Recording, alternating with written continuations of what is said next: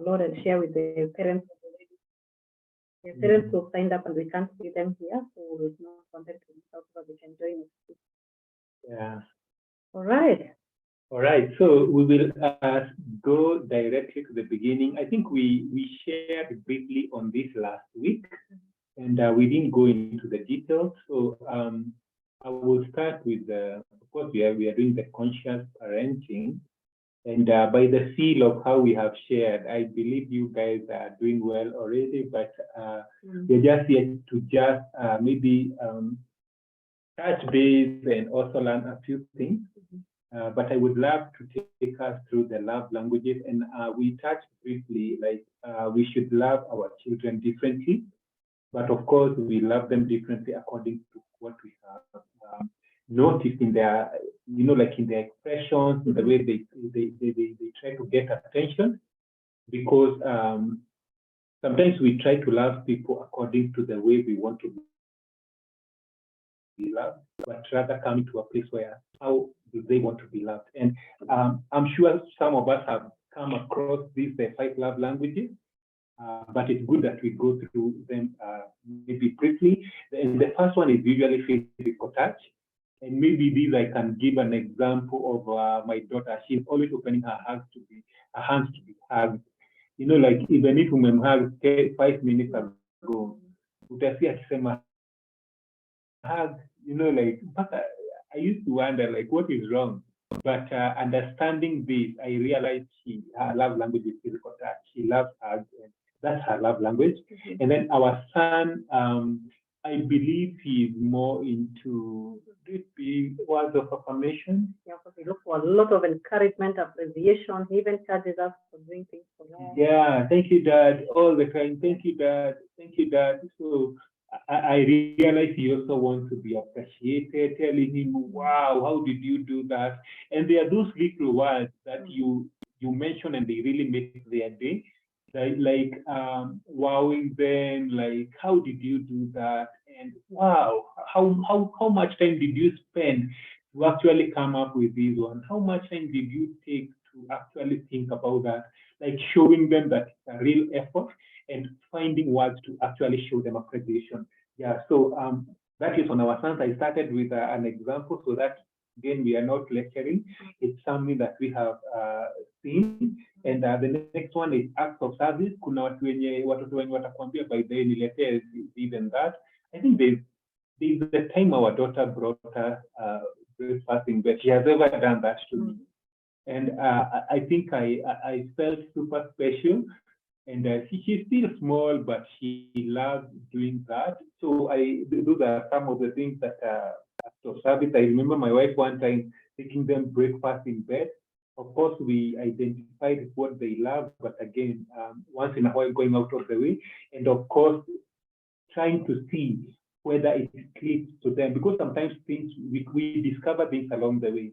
Yeah, and the other one is the quality time. There are children who will tell you, no, stay here. I'm ukikuwa kwa simu most of the time. They will tell you, hey, by the way, you're on the phone for so long and all that. They are seeking your attention. And some children can seek attention like in so many ways, but it's good to notice that there are those that seek quality time, and they will always criticize maybe when you come late, when you are away, they want to make a call through the other parents, so they just want you there. Yeah, so the other one is gifts, watu wavipewa. They are gifts when wanataka ku, yeah, by this it has been long since you gave me a gift, it has been long since you did that or this. And it's good to learn about all these 5 love languages, and loving our children in the way they should be loved. Kitambo tulikuwa tunaona like mzazi anasema watoto wangu, but rather even if you have 3-4 kids, seeing each child as an individual and loving them as an individual. And I think this is an amazing time. I remember today at my workplace, there is a lady who told us that how the father took her for a day. And of course, with the other children, kila mtu. And these are people maybe in their 40s or almost to their 50s.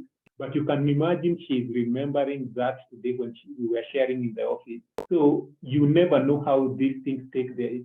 Some of them go way down, like we can remember some few things that happened in our lifetime, and maybe someone who spoke your language at that time, and it's stuck in your mind. And when I listened to her, by the way, I thought about this class this evening. I thought like, yeah, this is a parent, and actually it was a father, and he is an old man actually right now. But I was telling that lady, by the way, with his age and where you are, I think your dad was a super dad, and he was a very brilliant person. If he thought about that at his age, and he also took time to take their children, the siblings for dates and all that. So it's never too late if you have maybe an 11 or when they have grown a bit. It's still it's not too early to start where you are. Just reflect on how you see them expressing themselves, because sometimes they express or they complain about the things that they should be seeing more in their life. So there are various ways to identify that through complaint and sometimes through asking for it. Yeah, so, and some of them actually try to communicate the same to other people. Like my daughter has, of course, someone with the same love language may feel, wow, this is so special.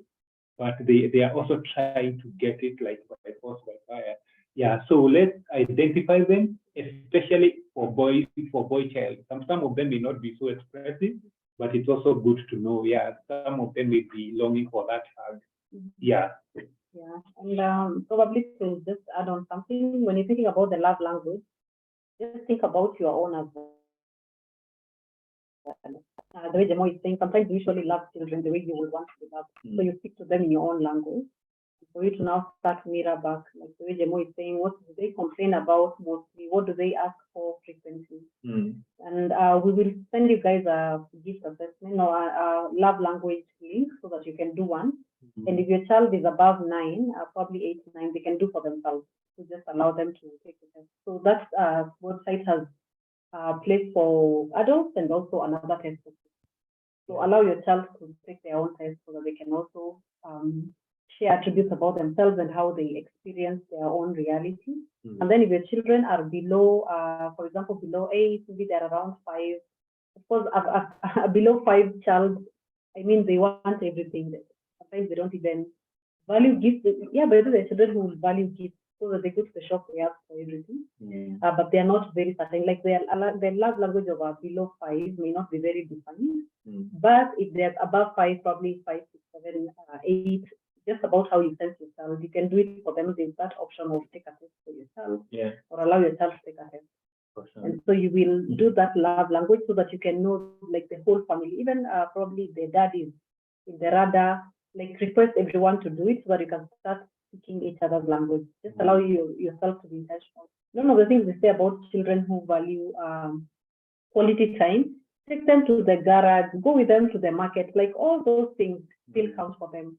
Like you don't have to feel like you need to do uniform things for your children. Once you know their love language, do that more for that specific time. The child who values gifts probably gives them more than the others, because sometimes you may buy gifts for a child who doesn't value gifts. Like my sister, or my older sister was saying she doesn't value gifts. She values quality time. So you can imagine if you're pampering a child who values quality time with gifts, you're not speaking their language. So just try to calibrate that and be intentional to speak the specific language that person prefers. And then you just keep on observing, keep on sharing feedback as well. Ask them questions. You remember, like in the group, I was sharing one question that we ask our children, like, what exactly do you need? What help do you need? What can I do for you? How can I support you? So that you speak their language and meet their specific emotional needs. Because love languages have a lot to do with their emotional needs and just their inward desires. And the second one is the personality test. And again, I believe this is not new, maybe to us, and we are thinking like, does my child have a personality? Like, are they in a place where I should be conscious about their personality? And yes, because as we said, in parenting, you will notice that we love talking about our children as individuals rather than our kid, and they are there like they don't have a life of their own, but rather they are individuals, and some of them may, I don't know how far you can be able to remember your memory of yourself as a child, and because if someone loved you according to your personality, you can get someone who is very outgoing. Like our daughter is so outgoing. She is she's what can I say? She looks at the fun side of life. She wants to be around children. In church, the first thing when she arrives is looking where her friends are. And my son is on the other end. He wants to look at where the toys are, where the mat is, and play. Sometimes he's alone playing and he's having his best time. And sometimes we go quite early and he goes direct to the kids' church, gets to the carpet, all the kinds of toys, and you will get him here, there, like humming like a jeep or whatever it is, like that is his personality. He is not a people's person. Like you won't get him with like 3, 4 boys. Sometimes he would be with one boy or two, and it's very rare. You can't see him with a friend for so long. So understanding how our children are, because some of us tuliitwa kiherehere as we were growing up, our parents didn't know better, but they addressed us, like in a not in a very good way. You are given a nickname out of someone not understanding who you are, but actually you are expressing who you are according to your personality. And I think there are several tests of personality, but I think there is one that Pap loves, and I think I love it because it goes into the finer details, and you are able now to see the finer details who you are. And of course, they usually send later the breakdown of your personality into the finer details, and you are able now to come to a place of understanding and being able to understand who you are living with better, and also knowing how they are wired as they grow. Yeah, that's a big part of conscious parenting. And again, perhaps we'll share a link on the same. And I think maybe even the 9-year-old, depending on how the child is, there are those that you can guide along the questions and all that, but it's not a long process. Let's dedicate this time. And I believe if we are able to identify all these things, our children will one day like look back and say, hey, I think my mom or my dad was a genius. I think he was this person who actually understood who I am. And like when we are able to achieve this by the grace of God, we will come to a place where our children are independent, our children are they are whole, like they are able to stand out in a crowd, because there is that dimension of them that has come out of being understood and being able to be known according to who they are. Yeah. Yeah, and we will share the links to the personality test as well. Yeah, and of course, personality is simply enduring character traits for every person in the family, for us to just know how they show up. Yeah. This is really helpful because then you are able to understand, like, for example, when a child understands you're an introvert and probably they are usually extroverted and noisy, they're like, but mom or dad is not weird, or he's just different. And the same thing about myself, I'm also not weird, I'm just different. So you're able to accept yourself for who they are, and they also accept you for who you are. And then you're able to even balance out each other's energy, because extroverts are energized by being around people. And sometimes your child may be an introvert, you're an extrovert, so you keep on forcing them to be social, forcing them into social environments, socially charged places. Yeah, but then if you accept them for who they are, then you just let them be. Like, for example, our nephews, even during the book launch, in a way they make that disclaimer early, and of course you respect who they are, because they don't enjoy publicity. And then of course you don't embarrass them, you don't again, if your child is also extroverted, you're introverted, just know that you love things at home, but your child doesn't. So when you go out of your way in that consciousness and that place of being a conscious parent,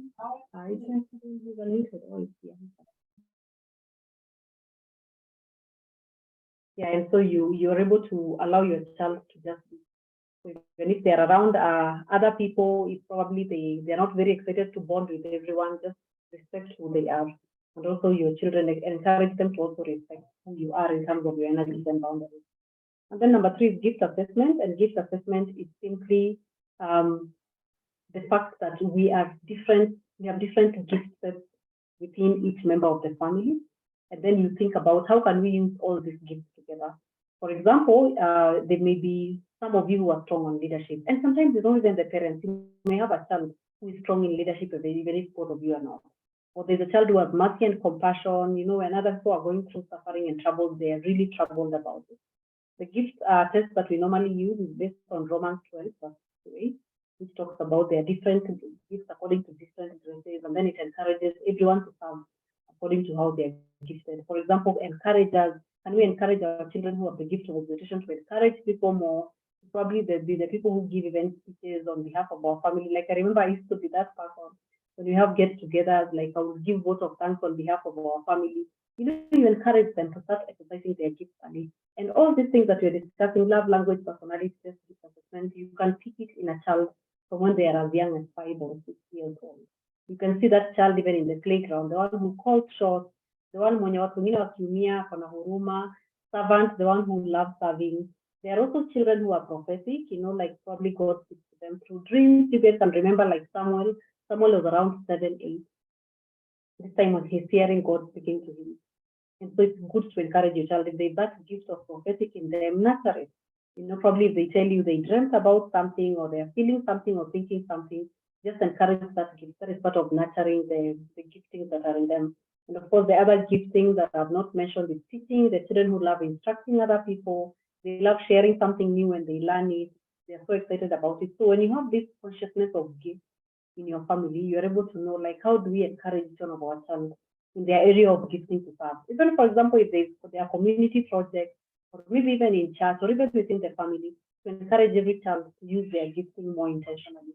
And that helps them grow, become more confident, and then they also process those giftings because they'll be very instrumental, even in career choices in future. They'll be very instrumental in their volunteerism culture, which will give them so much fulfillment in life later. And so encourage those giftings to develop. And the last thing is growth plan. And part of being in this program, especially now what we are going to start today, which is the parenting on track, just tracking the milestones of your children and looking at things you can do to help them grow in some areas that probably we've never been conscious about, or maybe they're also underdeveloped. In a way, I'm feeling like, yeah, by then my child is not doing so well here. So we shall be exploring those areas in different capacities. So like today, we shall only focus on the emotional growth. And then the next week and the other week, we shall focus on the other areas. And then we shall send you assessments so that you can be able to help your children in these areas as well.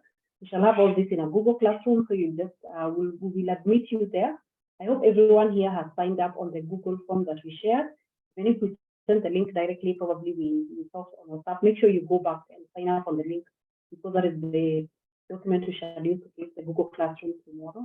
And then we can add all of these. So make sure you do these assignments with your children on weekend, especially the ones who are at home. I know some of them are away in boarding school. Probably you can guess for them. For example, love language, you can just try to do it for them. And then when they come home for holidays, probably when they come on midterm next month, you can get them to do it and then you compare your assumptions with the actual results. Yeah. And so the growth plan, just remember we are learning. Also there is a mentorship. There's the intentionality because we will do the assignments, and also there's feedback. So every week we shall be sharing feedback as part of our growth plan so that you can just share like what has been exciting for you, what has been challenging, what happened, what did you discover. All that will be part of our learning. Yeah, great.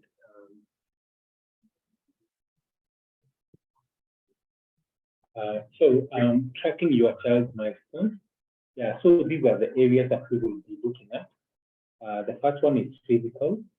And physical, basically, it's if you remember, I still have mine 43 years later.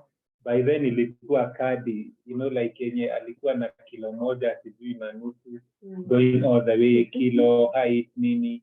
And it goes all the way even to their adulthood or young adulthood. It's not just the infant age.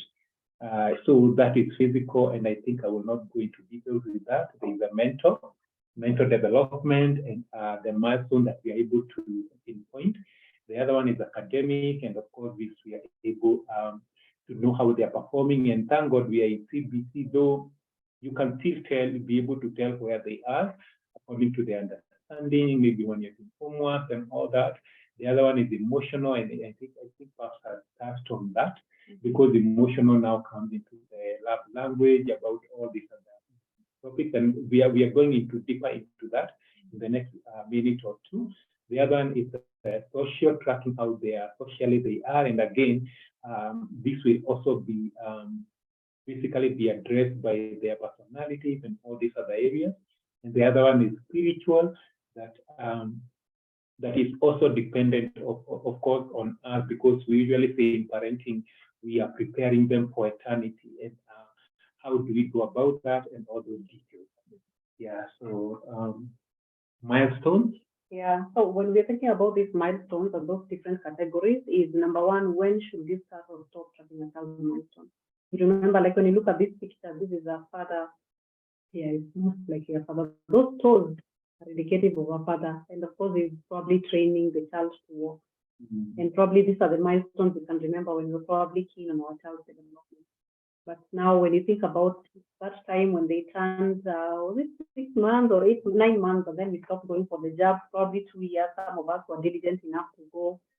And then after that, we probably, we are like personally, honestly, my children, I don't think I've gone back again. And so when should this start? And also when should you stop tracking yourself milestone? Do you stop at 2 years like probably we did on the physical milestone, or is that just the beginning of now looking more in other areas that our children are growing up in? And then the other thing is, do you feel confident of where your child is right now? If not, what would you wish for? So when you look at your child's milestone, are you happy with where they are? Like recently there was a concern about our son in terms of the a bit of milestone. I mean, when he was born, he had more delays than our daughter. Like he spoke later. For example, Crystal, by the time she was 10, she could form words 10 months. And then our son, by the time he was 2, he could still not say much. And of course, when you look at that, especially now, and this is firstborn and secondborn, you can easily find yourself comparing. And even right now, still just having some concerns. But at the same time, when you think about where they are, what would you wish for? And of course, what are we doing about it? Probably you're feeling like the child has not hit the milestones. Are you helping them? Are you supporting them? Are you encouraging them? Are you cheering them? Sometimes would you even take them to be checked by a doctor so that you don't worry inwardly? Probably whatever you're even worrying about is not a big deal. So it's important to don't ignore anything. If you're feeling like your child has not hit things the way you had hoped for, just keep on getting help, get support, so that you can feel confident, even in terms of behavioral, in terms of my child shows up and throws tantrums and acts up. Probably they are around 10 or 12. Can you just get help? Like, don't assume that your child will just outgrow things, especially if you're feeling concerned. Then there's a concern in there. And then, what is your deepest desire or dream for your child? What have you done about it? Yeah. So, for example, are we investing even in extracurricular activities? Are we just looking at we shall be doing the family vision, which will be something we will do later in the year, probably in the last quarter.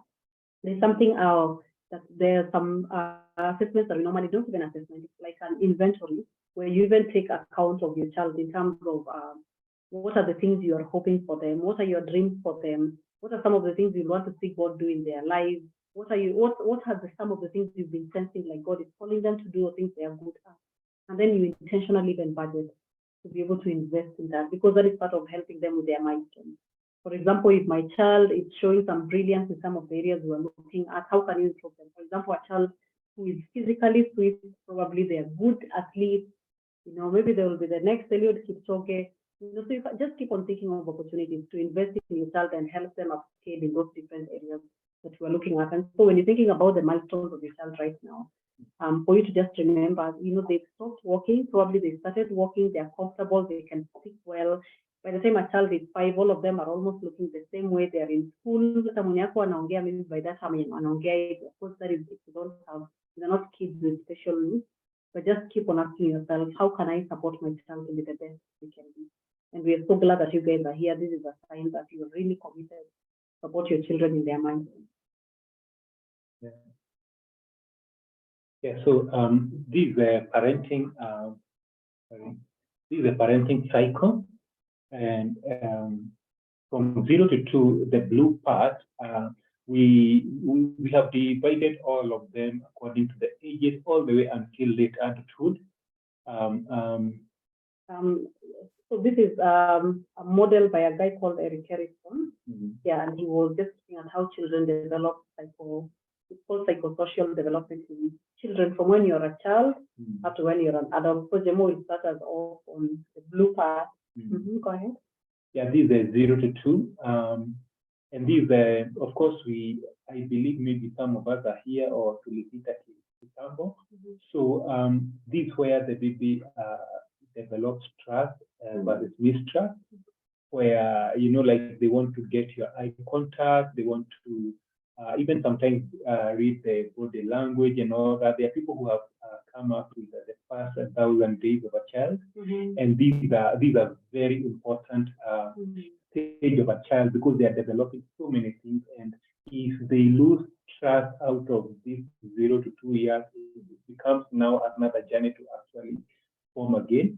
So these are places where the brain is developing, a lot of things are developing. So if we do it right, I think it is the best place to lay every foundation, because as they go now to the next one, this is where there is the autonomy and versus shame and doubt. This is where they are able to understand themselves, they are able to know who they are, they are able to know, by the way, at this stage, yeah, they're able to know whether they are a boy or a girl. Yeah, so basically these are very foundational years of a child, and I think it's good to actually start noticing them, like noticing the very little uniqueness of who they are, especially for a second born. You can be able to actually know some of the milestones, to be able to know, by the way, this where they are, this where they like you are able maybe to gauge them on their physical and also maybe intellectual. Like they look at the eyes, and sometimes kuna wenye hata wanakuuma kidogo when they are suckling to actually gauge you where you are. Yeah, so they all come into this blue part, and of course going into. Yeah, and of course on the autonomy, that is also where a child learns to be independent. They want to do things for themselves. So this is where you even argue with them. Maybe they want to dress themselves. Like our son, we just let him sometimes wear his shoes combo cycle. We just go everywhere. We're like, so long as it's comfortable. Techno is saying, I'm not to concentrate. I'm feeling unwell. I beg to lose. So sorry, so sorry. I will definitely share a recording later. Yeah, sorry about that. For the autonomy, it's that part where your child learns to be independent. So after they've learned how to trust, and they are able to be independent in terms of you can train them to do things for themselves. You teach them to brush their teeth instead of brushing it. Teach them to dress themselves instead of dressing them. Because when we don't, that is when now shame and doubt comes in, where they become ashamed that they are not competent, and then they also become doubtful. And sometimes the shame and doubt that we develop as adults, most of us is started here because nobody believes us. Yeah, so the other one is initiative versus guilt. Yeah, and these where now again they still insist on starting things, doing stuff on their own. And I think maybe nowadays sometimes it's very hard because sometimes of the gadget and the TV. And I think there are people who say that is a big problem. And maybe it's when we refuse them to actually have that initiative of like playing more with things rather than sitting and consuming. And I think these are very good age where, and I think we have seen our son and also our daughter grow into all these situations where inafika pahali mpaka we don't remember when they switched on the TV last. Like they are able to pick up stuff, wako na makasi all over the floor. Of course, not cutting stuff, but I think we haven't experienced that.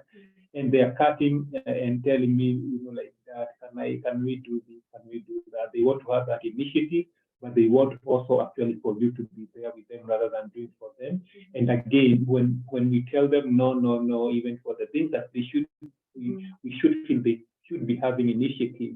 Now guilt comes in, and I think it also destroys that creativity part of it. Yeah. Yeah, and then 6 to 11 is industry versus inferiority. When a child is 6 to 11, that is when they are trying everything. Of course, they've learned how to compete. These when children are most competitive in grades, in talent, like in sports, everything. Like they show up aggressively because it's about winning. And this is when your child learns to work hard for the things that they want. And I usually recommend like 6 to 11, that is the best time to invest in talent in the like say for them, those clubs, take them to all those soccer games and all those things, because this is where they learn to compete and they learn the meaning of winning, and they learn about failure, they learn about probably just showing up at their best. And of course, if a child is not exposed to this time and there's no industry, then inferiority, because they keep on feeling like they're not as good as other people. They're not as probably as bright, as brilliant, especially if they feel like they have some streaks of talent that are underdeveloped. They would easily come to this place of inferiority. And of course, inferiority then makes them feel like they are not as good as others. And so in this stage, the task is for your child, just know what they are good at. Allow them to work hard to find their place, to find their talent, things that they are good at. Let them experiment as much as they can. Because sometimes you may be forcing one thing on your child they're not good at. That will definitely bring them inferiority. Like for example, you're like, no, you must play music because in this family we are all musical. If that child is not musical, then they might still learn music, but they will always be feeling like they're not good enough. So help your child find out their brilliance when they're 6 to 11. Yeah, and our daughter, I think the time she said she wanted to do taekwondo, and we prayed for her in her school. Later, she dropped it, and of course, she excelled in chess. And I think I was out last weekend. I was with them at home on Saturday, and my daughter came to me and told me, Dad, we have a project with your neighbor, my brother. And I wondered, which project do you guys have? So can you allow us to mix honey and soda and put it in the fridge, and it will behave this and that? So she and this her age, and now she's pulling the brother who has now initiative.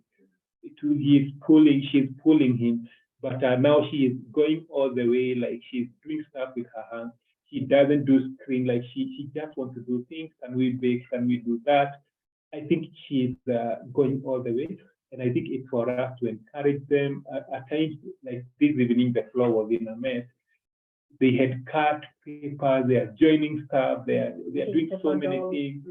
And I'm being told there's another project with a net and stuff. So they are going all the way, being industrial.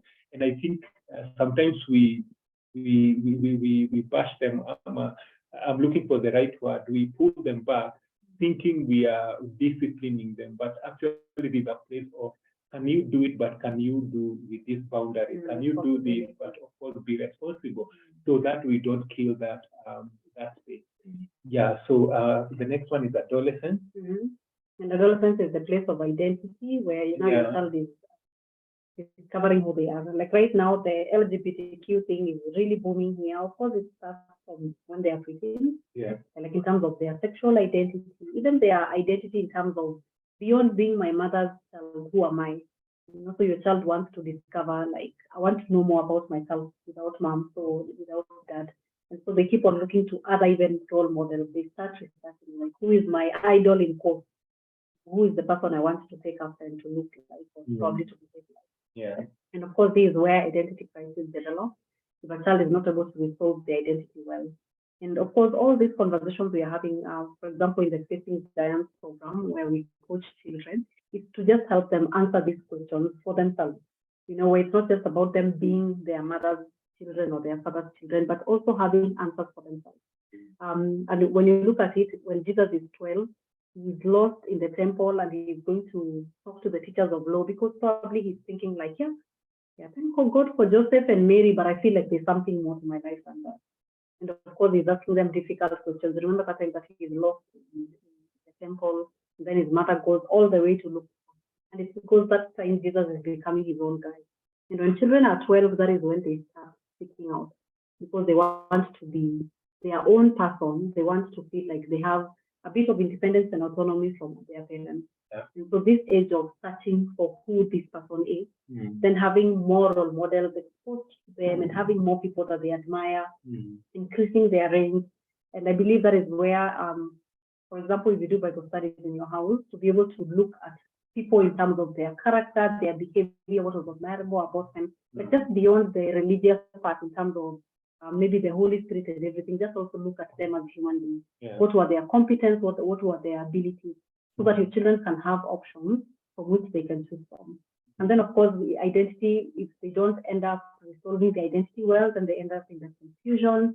And one of the things that I believe is in the leading generation, there's a whole chapter on homosexuality.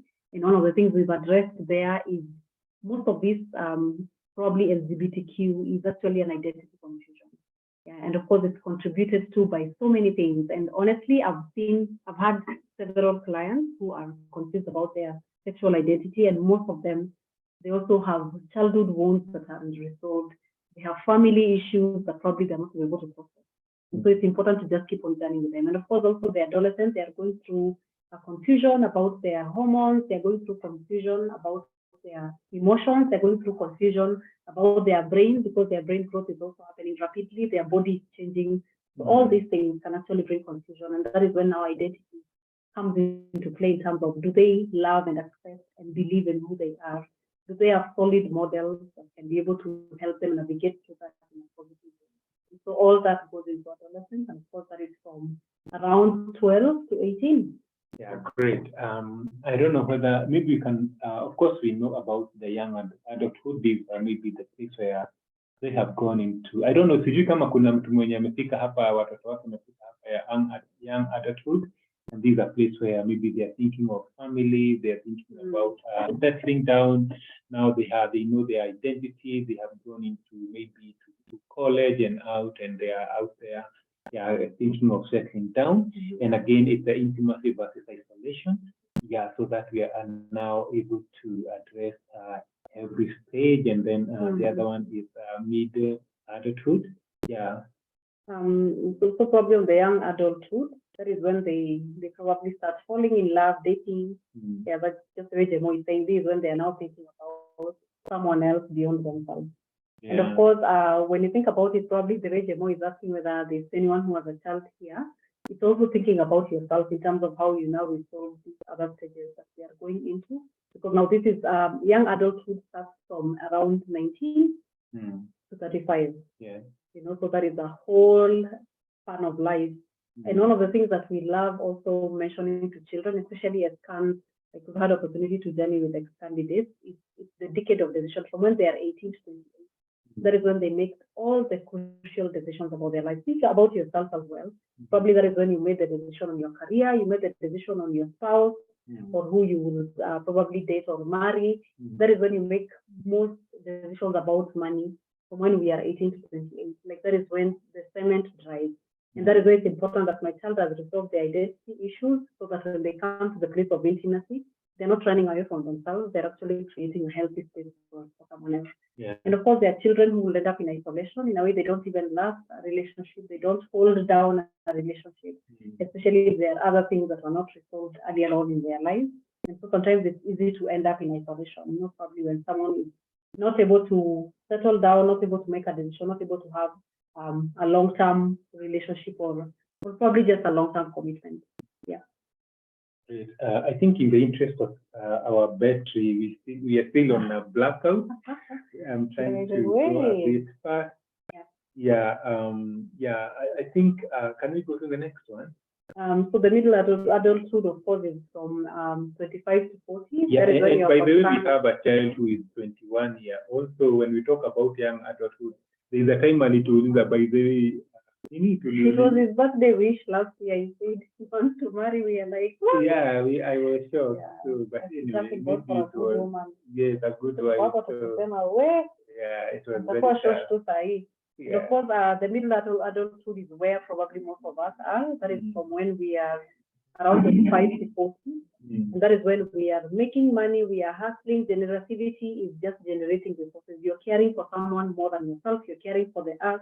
And of course, sometimes when you don't make progress, we can end up in stagnation. Like sometimes when people are not able to take off, and then they really feel stuck. I know we have friends, and even ourselves sometimes we just found ourselves stuck in a space where you're feeling like I'm stagnated. I'm not making progress. I've not ticked all the boxes I thought I would have ticked at this stage.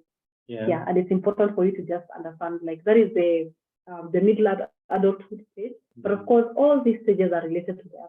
It depends with how I cross. And that is why one of the things we always encourage people, get mentorship, get coaching, get therapy if you're feeling like there's anything in your life that is not in the situation. And then later, by the way, we'll send you guys a video I will send you a video later, and then you can just watch these stages, even through cartoons, and just interesting facts that can help you process just this difficult conversation, but then in a fun way.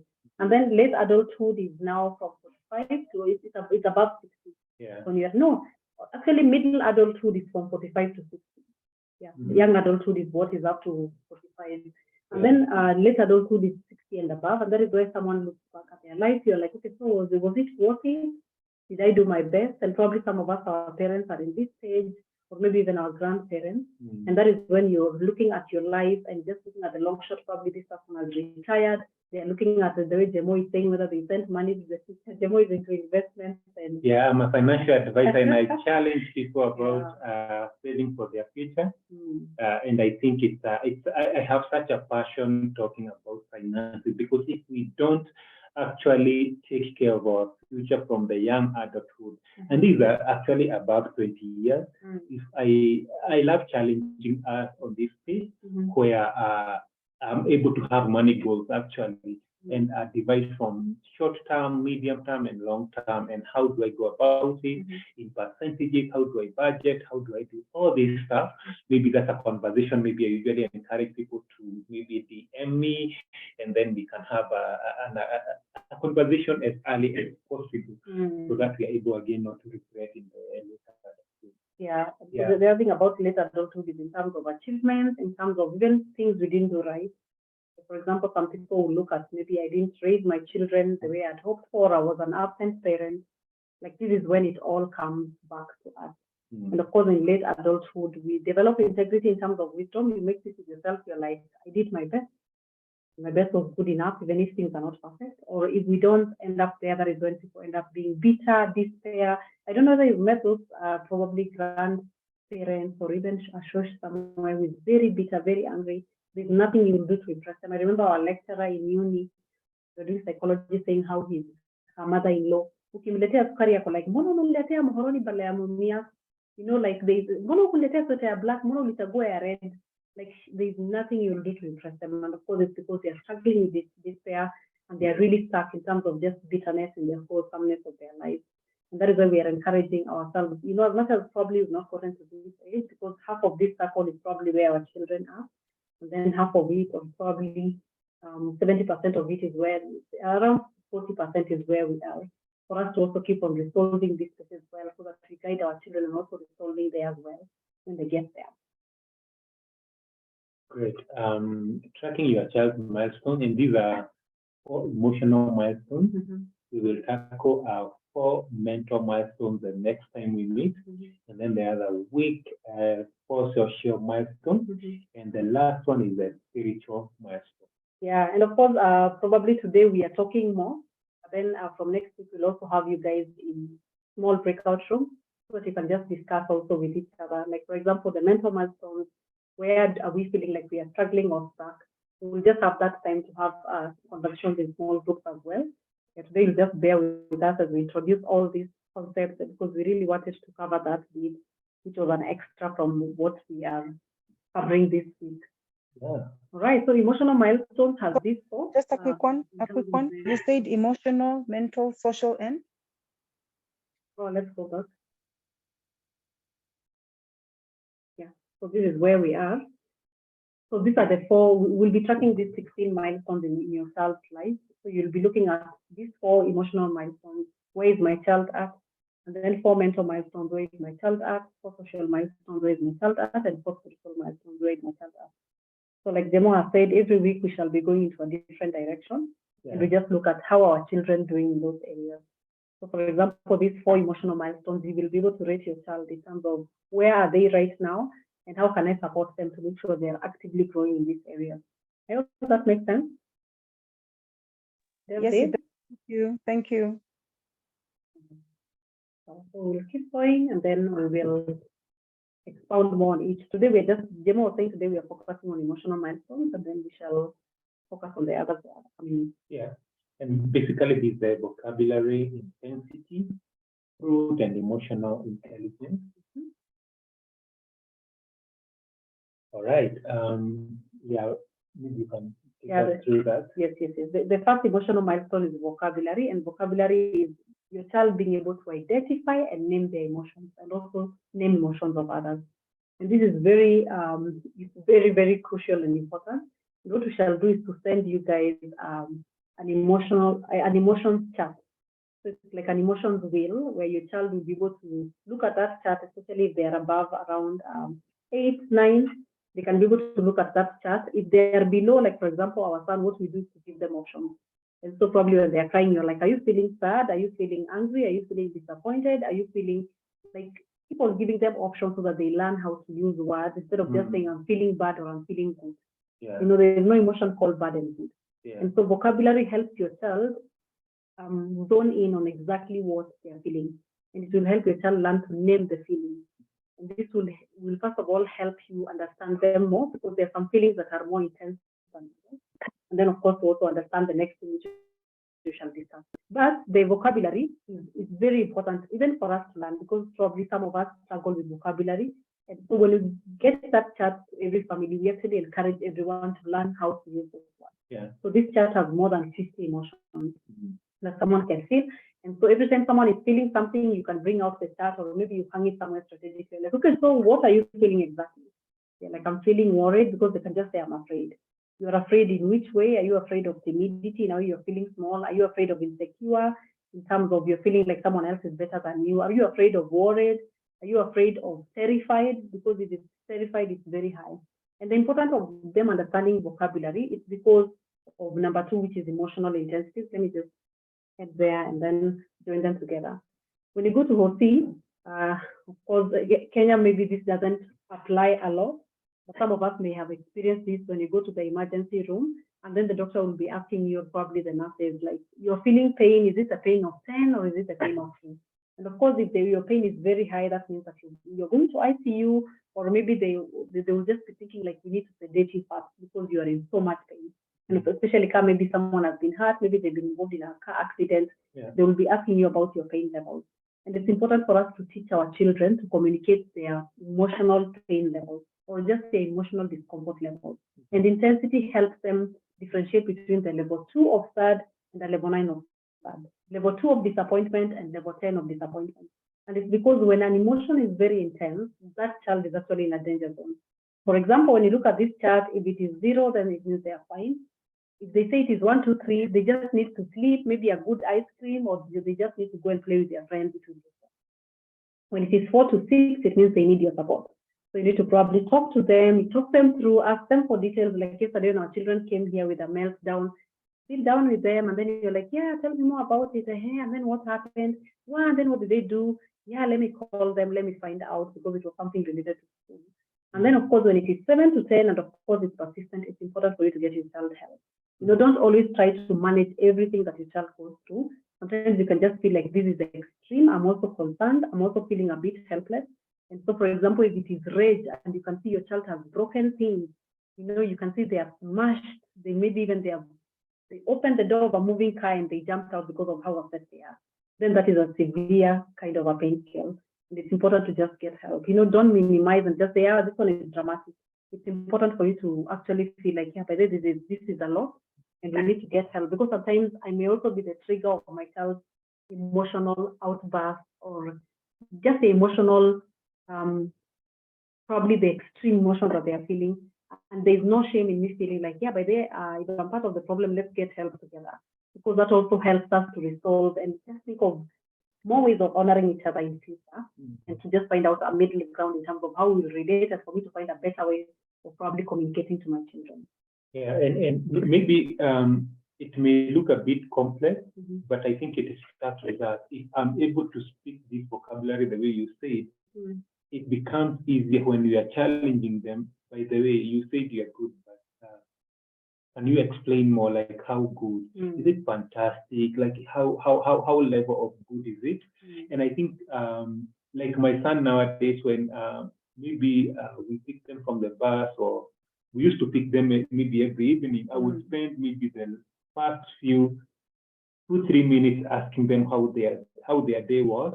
And then when they initially it used to be good, no, it's not good. Can you tell me like how was it? And they know there. I want more details on how it was. And I think on Sunday night, we drove from somewhere and my wife wanted to remain to speak with someone.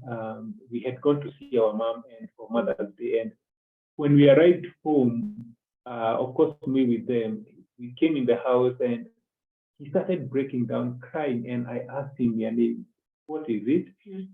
Because by default, we would think like, kama hujagongwa uko sawa.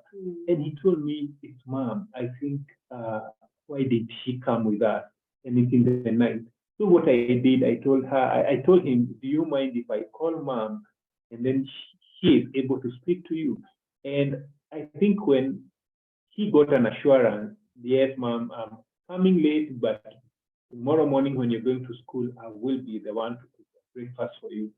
I think that was easier to know, like how he was saying, because he said that I'm feeling very sad, like I knew these are very big emotions. And by that, he was able to calm down and he was able now to go to sleep and he was okay. So let's not see as if it's so big. Let's start with ourselves. Let's express to them how we are feeling, and then also letting them know, go deeper into how they are feeling and they're able to express themselves. Yeah, I hope that is clear, even as we go to the next one. Yeah. And then emotional milestone number 3 is the fruit. Yeah. I believe you can remember this from our Sunday school, the fruit of the Spirit. Yeah. Yeah, and actually these milestones that we are learning here is something we teach children. Yeah, like children are able to intellect, understand this, and even review and assess themselves. And Galatians, when you read first of all from verse 18 to 20, we usually look at the list of the things we don't want to see emotionally in our lives. That is when it's talking about jealousy, it's talking about rivalry, it's talking about drunkenness, it's talking about envy, it's talking about sexual immorality. Like there are so many things mentioned there, which Paul calls the works of flesh. And of course, when you look at those, it's because people are stuck emotionally and they're trying to resolve them through those things that are called works of flesh. And so it's a manifestation of an emotional stuckness. And then Paul goes ahead in verse now 22 and 23, 21 and 22, he's talking about the fruit of the Spirit: love, joy, peace, patience, kindness, goodness, faithfulness, gentleness, and self-control. And when you think about it, it's just about what I don't want emotionally versus what I want. And it's important for you to go through this list with your children, especially the fruit of the Spirit, and just ask them, like, which are the ones you struggle with the most. Like there's a time we did this assessment with our children in terms of where do you struggle. Even ourselves, we would actually admit, like, I'm struggling with self-control, I struggle with kindness, I struggle with peace, like probably I'm an anxious mom. And so it helps them reference in terms of we are growing together. Because this emotional milestone of the fruit of the Spirit, it's because it's a sign of emotional maturity. And it's a sign of places that we are able to demonstrate and to manifest also God's work in us. Because these are not things that we practice or we probably feel like it's something we need to rehearse. It's actually something that is a result. That is why it's called a result of the Spirit working in our lives. And of course, learning to celebrate and to appreciate small increments of the family. In terms of, by then you used to be so impatient, nowadays you are patient, you're able to wait well. Or maybe you used to be very unkind, nowadays you're a bit kinder. And I think when we did this nowadays, our children use these words more to describe how you are. Like sometimes, especially me, because sometimes when I'm talking to the kids, I'm so firm, and they're like, Mom, stop being unkind to Crystal. Like that is our 5-year-old just throwing in his voice there and his statement. And then it helps them understand, like, these are the desirable things emotionally. And this is very powerful because when we are struggling in this area, number one, it's also a contribution of our personality, like the way God has wired you. For example, there are personalities that struggle with love, because maybe you're an introvert, you usually feel like you don't want people in your face. Some people struggle with joy because you overthink, you underline everything, you are just going into the details of everything until you lose even that joy. And then there are people who also struggle with peace, especially the high performance. Like, for example, you think about temperament, the cholerics, they struggle with peace because they just want to control things. They want everything to be in a line. Also, the melancholics who are perfection. Also, patience. Like all these are attributes, first of all, of our nurturing and our nature, and also our nurturing. Like things we never saw in our family, we don't manifest them. And guess what? Sometimes it's good for our children to learn this because they also keep us accountable so that we grow together and mature together by them telling us some things that are unacceptable in our family, including us manifesting them. has been so helpful to have our children keeping us in water. Yeah. And then the last one, yeah, just concerned Sorry. about Yeah. our battery here. Yeah, we are doing well actually. Yeah. I think we should be able to finish well. What time is it? 9:12, I think. What time Yeah, is we're still farmer doing to well. gone? Yeah. So emotional milestone number 4 is intelligence. Is number 4? Yeah, this is the last one. Yeah, and these are intelligence. These are self-awareness, social awareness, self-regulation, and social regulation. And self-awareness basically, I think it also goes back again to knowing, of course, our personalities, who am I, how am I wired, perceiving emotions, like maybe I would explain these circles because the inside one is the whole emotional intelligence, and out of it now we see understanding emotions as part of that, perceiving emotions, managing the emotions, and also using the emotions. Because when we strike a balance to all these four, that's when now we can say that we are emotionally EQ, emotionally intelligent, and basically this where now we are able to gauge all these four areas. Socially, how are we doing? How are my children interacting? Are they interacting the way they're interacting out of now? After being aware of social, about their self-awareness, are they interacting that way out of the way they are wired, or is it they are going through something? And then self-regulation is knowing, actually striking the balance between how I'm feeling out of a situation and how I am, like this is my natural self. It's not that I'm stressed or anything. This is who I am. And again, social regulation is now maybe coming to a place of putting boundaries and all these other areas of life. Yeah, and of course the importance of teaching our children emotional intelligence is because if they don't understand themselves, they can't understand the environment. Whatever they can't understand, they can't control or manage. And so self-awareness is understanding themselves. Social awareness, they need to understand other people. And you remember when you were starting, we were talking about emotional vocabulary. A child needs to understand, like, she is upset, I am not upset. Because it's possible for your child to always get triggered by other people's emotions. For example, if a teacher or someone else is very unhappy with them, or they're just unhappy in their own soul, or maybe they're even sad, the child doesn't always get sucked into other people's emotions, even your own. It's important for your child to be able to know that they are independent emotionally. Like, for example, if I am sad, my children don't have to come and sit in the gloom with me. And that is part of social awareness that we keep on teaching them. And of course, we shall be sharing tools as well. Of course, when you also get to do the personality and just understanding those different aspects, love languages, it's part of awareness, because the child knows, like, this is my space, this is someone else's space. This is who I am, this is who I am now. And social awareness now helps them understand their environment. And then self-regulation for them to be able to control themselves, to just manage their corner. And then social regulation is managing their relationship with them. And so when children see, for example, if you share this diagram with the children, it will still make sense to them. Because children also perceive emotions.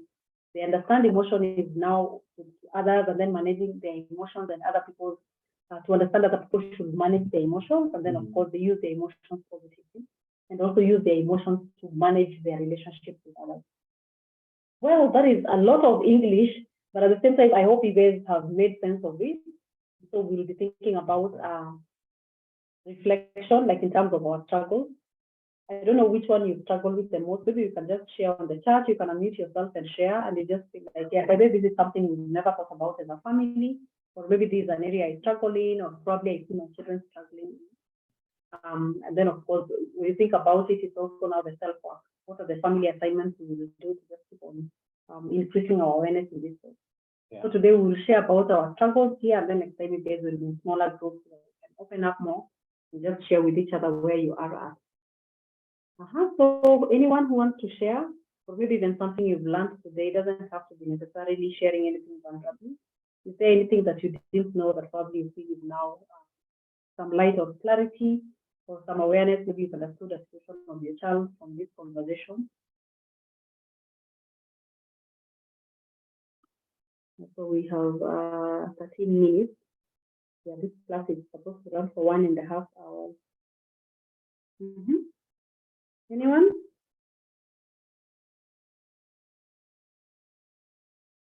Elizabeth, Anne Kemonto, and Kelly, Gladys, Irene. Anyone who wants to share? I okay, I don't know whether it's more of a question. It is something that I still okay, I haven't. When you do like the personality test, especially for the older children, where you find they are falling in between two personality traits, and then trying to balance that and focusing on their strong personality and trying to deal with the negative traits of maybe the not so dominant personality. How do you go about it without looking like you're trying to make them who they are not? Yeah. Thank you, Gladys, for asking that. So, first of all, the personality test that we will be sending you guys, it is able to point out, it doesn't just show the extreme quadrants of 4 things and nothing else. It actually gives you percentages. So, for example, you're able to know, like what you're saying, if a child is in between, that means they are an ambivert. They enjoy social and sometimes they don't. And to also understand probably my child is a feeler, that is where they feel emotion strongly, and the other one is a thinker. Sometimes they look like they're insensitive emotionally. And so it just helps you on the quantum end. You cannot use one assessment to quantify everything about yourself.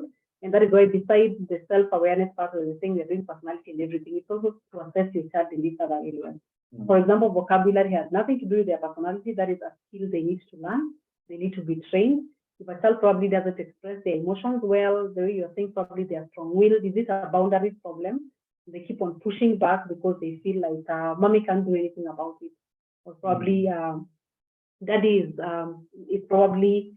And so sometimes you come to this place of understanding all these other dimensions as well. And that is why in these 4 weeks, we are unpacking different dimensions so that I don't judge my child on just probably one angle of understanding them, but I keep on looking at them from a holistic perspective in terms of these are all the lenses of how my child is. And then, of course, when you think about even intensity, you're able to understand, like, my child is feeling intensely because this is something we didn't resolve. First of all, it's important to understand emotions grow. For example, kama mtoto alikuwa sad, nobody addressed it, it keeps on going deep inside. For example, if a child is angry and we didn't address it, it keeps on going high in anger. So every emotion that is not addressed, they will keep on acting up, and sometimes we feel like this is too much, it's going too far. And that is why it's just like a pain, like meno. Umepata cavity, ukakataa kwenda kufanya filling, alafu finally you need a root canal, or you might even need an extraction. And that is the same thing emotionally. When the intensity is not handled in good time, it keeps on escalating. And so it's just that part of understanding. I don't know, Gladys, whether I'm answering your question. I hope this is helpful. If not, please clarify your question again so you can respond more thoughtfully. Yeah, and Kemunto, I didn't know the root of the spirit could be so simply taught and assimilated to our children. Yeah. Yeah, that is a good one. And then Kelly. Yeah, the emotional vocabulary is eye-opening and thought-provoking. Yeah, sure. And I think it's such an amazing place. And you will realize initially when you are learning it, it looks like a big deal. But when you start actually expressing yourself first, how you're feeling into detail, you realize now teaching them becomes a bit easy, and eventually it becomes so amazing. Like you're able now to pinpoint at exactly where someone is. Gladys, I hope we've responded. If not, please feel free to share a specific scenario. I know sometimes it can be something very specific about something like the way Jemo is sharing about our son going through something specific, or our daughter, or maybe even you guys, your children.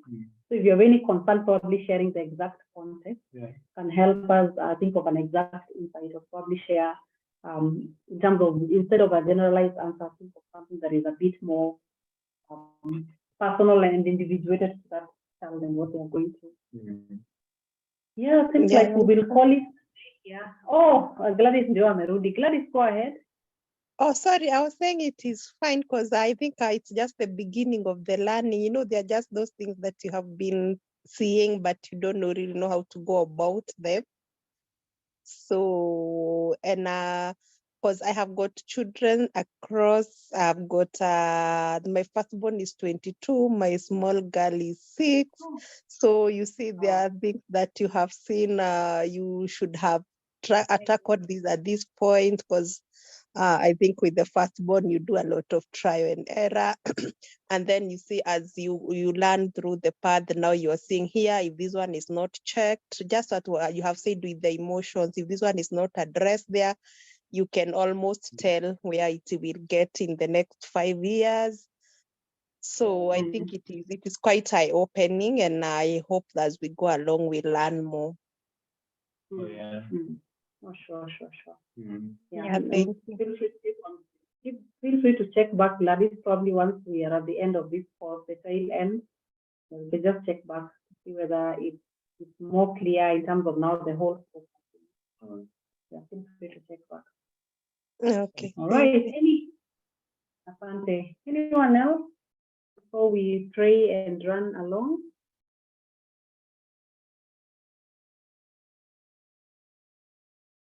All right. So I think we can pray and call it an evening. Thanks for coming, Elizabeth, Irene, and Kelly, and Anke Munso. So good to be with you guys. Yeah. I know there are others who probably will join us next week. There's quite a number of girls meeting here. Yeah. But we really enjoyed just doing this together. So let me stop the recording and then we can pray.